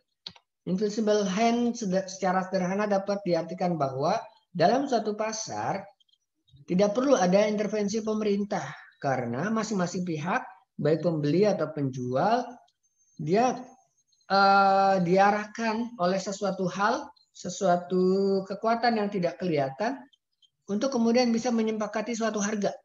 Sehingga terciptalah suatu keseimbangan di pasar di mana pada titik tersebut baik penjual atau pembeli memperoleh kepuasan optimum. Seperti itu. Dan disitulah optimal welfare terjadi.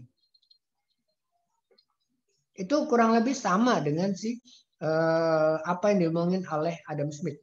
Tapi apakah bahasanya sama? Enggak juga. Mungkin kalian pakai bahasa gaul, tapi ini sama. Boleh kamu, tapi kamu paraphrase namanya. Harus kamu tuliskan sumbernya. Kalau enggak, itu akan tetap jatuh pada plagiarisme. Walaupun kata-kata kamu sendiri gitu. Tadi saya bilang ya yang ingat saya kurang lebih saya racik-racik sendiri. Itulah yang menurut saya pendapat saya sebagai invisible hand. Gitu. Tapi itu bisa dianggap sebagai plagiarisme. Plagiarisme gitu ya. Terus yang keempat, berkolaborasi dengan orang lain dan tidak memberikan pengakuan atau kredit atas bantuan yang diterima. Misalnya saya sebelumnya Mbak Lutfia ini ada ide brilian untuk penelitian misalnya. Terus dia kontak saya, WA saya, Pak, saya lagi mau meneliti ini nih Pak. Mau nggak Pak kita berkolaborasi itu? Oh boleh silakan. Oh, monggo diinikan dulu. Akhirnya Mbak Lutfia karena yang memiliki ide Mbak Lutfia itu kan. Jadi saya nanti tugas saya sebagai apa? Udah tolong Pak nanti direview saja gitu. Terus sama berikan masukan-masukan kalau ada perubahan tambah-tambahan. Oke, selesai dikirimkan ke saya. Saya berikan masukan, saya berikan ada tambahan data mungkin. Saya kerja di situ, tetap saya kerja di situ. Kemudian oke, kita submit ya ke jurnal atau mungkin yang paling sederhana mungkin tulisan sederhana artikel saja di koran misalnya ke Kompas gitu. Di naskah asli ada Lutfia Tusifah dan saya Wahyu Hidayat. Gitu. Tapi ternyata kan yang ngirim saya kirimkan yang nama depan saya ganti hanya Wahyu Hidayat saja, tidak ada namanya Mbak Lutfia. Lolos kemudian lolos di situ. Itu dianggap sebagai plagiarisme walaupun ada kalimat saya di situ, ada kerjaan saya di situ, ada data saya di situ. Kenapa disebut sebagai plagiarisme? Karena itu bukan kerjaan saya full. Mbak Lutfia juga ada di situ kontribusi dan saya tidak melekatkan itu oleh siapanya itu nggak ada. Itu plagiarisme. Gitu ya. Walaupun mungkin kalau seperti itu, kalau Mbak Lutfia nggak whistleblower, nggak akan ketahuan. Saya kan siapa sih Mbak Lutfia gitu, anak belum lulus mahasiswa gitu, sementara saya mungkin sudah terkenal, jadi lebih dikenal lah gitu. Jadi orang percaya kalau itu tulisan saya gitu. Padahal itu tulisannya sebagian dari Mbak Lutfia. Kalau Mbak Lutfia nggak komplain, biasanya aman. Tapi kemudian dia ngadu nih, mungkin curhat lah sama temennya, mungkin si Mas Angga atau Mas Gilang gitu. Oh, kemarin Pak Wahyu itu kita nulis bareng, tahu-tahu diterbitin nyata nama sendiri dan tampil pula, gimana nggak kesel gitu kan? Kesel. Kalau di bahasa WA mungkin KZL gitu, kesel gitu. Kalau sebatas itu masih saya aman. Tapi kalau kemudian ada berkembang, Mas Gilang cerita lagi ke yang lain, ke Mbak Sri Rahayu atau yang lain berkembang dan sekarang tampil di media sosial, bisa kena saya atas tuduhan, bukan tuduhan, atas plagiarisme. Gelar saya bisa dicabut, gitu. Parah plagiarisme itu, gitu ya. Terus ada merujuk sumber, tapi referensinya mungkin nggak akurat gitu. Dia sempat baca tapi kira-kira dia nggak tahu di mana. Makanya kemudian ini yang mungkin hati-hati. Yang 5 ini tadi sebenarnya contoh yang hati-hati. Tadi kan saya minta tracebacks. Ketika kalian membaca suatu artikel, suatu jurnal, suatu KTTA, kan saya tidak hanya membaca isinya, tapi saya juga cek belakangnya seperti itu. Tapi tolong kalian ambil itu, kalian baca. Jangan kalian cuma nyeplokin doang yang biar kan minimal ada daftar pustaka ada 10. Saya kurang 3. Ambil aja deh dari sini gitu. Tanpa kalian baca. Itu salah, masuk ke dalam plagiarisme sebenarnya. Tapi ini mungkin kalau nggak ketahuan agak susah memang ketahuannya gitu. Tapi ini sebenarnya nggak bagus. Ini salah satu ciri plagiarisme.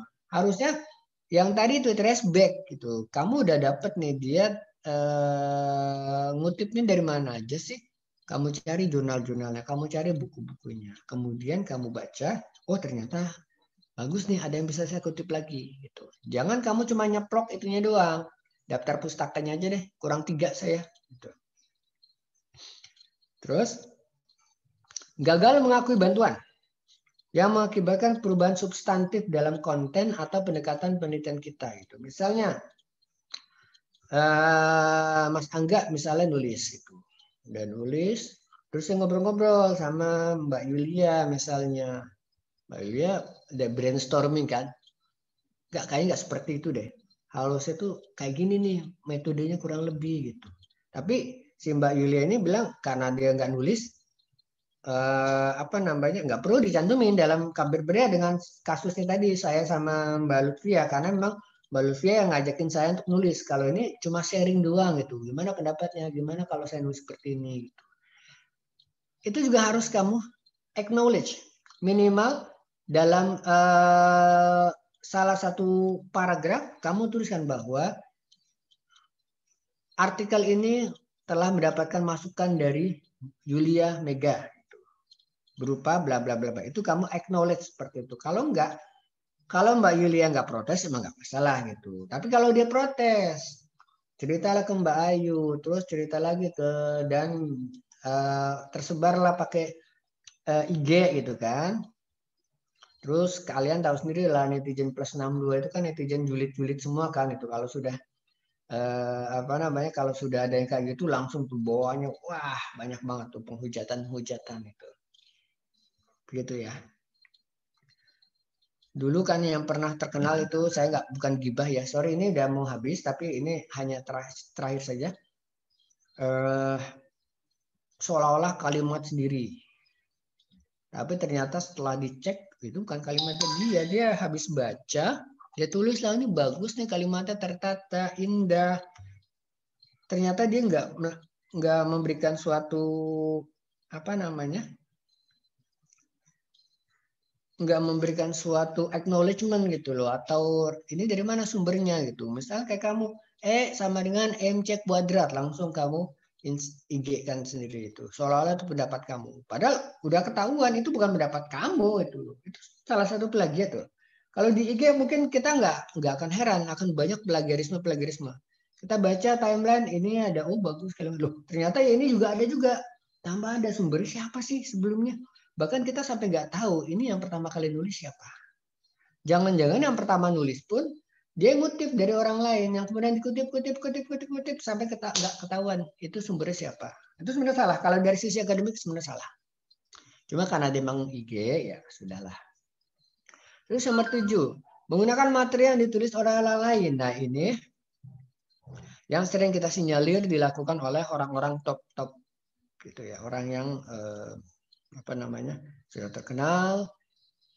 Kita mikir dia schedule-nya padat, tapi masih produktif, masih rajin nulis gitu. Kapan nulisnya gitu? Kita sebut sebagai ada ghostwriter. Misalnya saya kan orang sibuk misalnya. Tahu saya kerjasama sama Mbak Amel sama saya punya 2 ghost nih di sini. Mbak Amel sama Mas Zaki. Mbak Amelinda ya, sama Mas Zaki. 2 orang ini saya tugaskan. Pokoknya kalian baca koran, kalian tulis-tulis, kirimkan ke saya naskahnya. Nanti saya kasih honor. Kalian kan sebagai mahasiswa sangat membutuhkan tuh kayak gitu kan honor gitu. Bulanan apalagi gitu. Atau mungkin enggak deh, per terbit. Setiap terbit, misalnya terbit di Kompas, seberapa apapun itu saya kasihkan full. Saya nggak akan ambil sama sekali. Saya cuma butuh nama. Oke, tiap tahun, tiap bulan rutin. Mbak Amel mungkin, Mbak Amelinda mungkin 10, Mas Zaki mungkin 15. Satu honornya itu 500.000. Bisa dihitungkan penghasilan kalian bulanan hanya sekedar nulis. Saya nothing tulus. Saya ya sorry mungkin bukan sombong, mungkin saya merasa udah cukuplah penghasilan saya. Saya cuma butuh pengakuan. Saya butuh nama saya dikenal orang sering nulis gitu. Udah saya hire untuk nulis. Ini salah satu plagiarisme sebenarnya. Itu yang kita sering sinyalir, ini kapan nulis? Ini perasaan pagi dia ada di sana, terus siangnya tuh ada ikut seminar di sana, sorenya masih ada, kapan dia nulis? Tapi kok besoknya ada tuh terbit. Tapi sepanjang yang si Mbak Amelinda sama Mas Zaki nggak keluar nih, si ghostnya ini nggak menampakkan diri, menampakkan wujudnya, saya tetap aman. Oh saya tahu dong, saya kan nulis cepet gitu, saya bisa beralih begitu. Saya nulis kayak gitu tuh paling 10 menit selesai saya. Saya 15 menit bisa itu nulis kayak gitu. Yang penting dia ting gitu. Kalau di film-film kartun itu ada langsung bola lampu ting langsung terus saya kirim. Seperti itu ya. Terakhir mungkin auto atau self plagiarisme. Ini terjadi kalau kita sudah pernah nulis terus kita kutip lagi. Kita tulis lagi itu menjadi kemudian kita kirimkan. Saya sudah nulis di koran Republika terus naskah yang sama saya kirimkan ke koran Kompas tanpa saya mengutip. Lucu tapi kan, kalau mengutip diri sendiri, menurut Hidayat 2019, dalam penelitiannya menyebutkan bahwa padahal itu saya sendiri. Gitu. Tapi nggak boleh kalau saya langsung menulis semua yang ada di saya kerjakan 2019, langsung saya ceplok tanpa saya mengutip. Nggak boleh. Tetap harus saya kutip. Menurut Hidayat 2019, penelitian yang dilakukan pada saat itu membuktikan bahwa fasilitas perpajakan sangat mempengaruhi keputusan investor untuk berinvestasi di Indonesia. Titik. Namun demikian, dalam penelitian kali ini, berarti saya menggunakan base-nya tahun lalu, tapi saya kembangkan sekarang. Tapi harus saya kutip, walaupun saya sendiri. Gitu. Oke, sampai di sini sepertinya sudah selesai. Kalian nanti bisa baca sendiri, monggo. Terus satu lagi mungkin kalau kalian lihat RPS, kalian nanti akan ada bedah KTTA. Nanti kalian sudah saya arrange kelompok masing-masing ya, 6 kelompok kalau nggak salah. Ada yang 5, ada yang 4 kemarin. Nanti saya akan assign masing-masing KTTA. Coba kalian komentari nanti. Mungkin nanti teknisnya akan saya sampaikan ketika saya menyampaikan KTTA ya. Gitu. Saya rasa udah nggak ada pertanyaan lagi ya karena memang sudah jauh nih ininya lewatnya waktu. Mungkin kalian ada kuliah lagi setelah ini ya. Oke, PIC bisa kembali mungkin menyiapkan, silakan. Sebelum menutup pagi hari ini, mari kita berdoa menurut keyakinan masing-masing. Berdoa dipersilakan.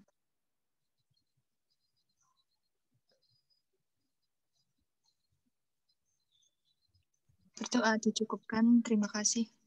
Oke, terima kasih. Saya akhiri saja. Assalamualaikum warahmatullahi wabarakatuh. Selamat siang semuanya. Stay healthy semuanya ya. Waalaikumsalam. Waalaikumsalam. Terima kasih, Pak. Terima kasih, Pak. Oke, saya tutup ya. Oke. Terima kasih, Pak. Terima kasih, Pak.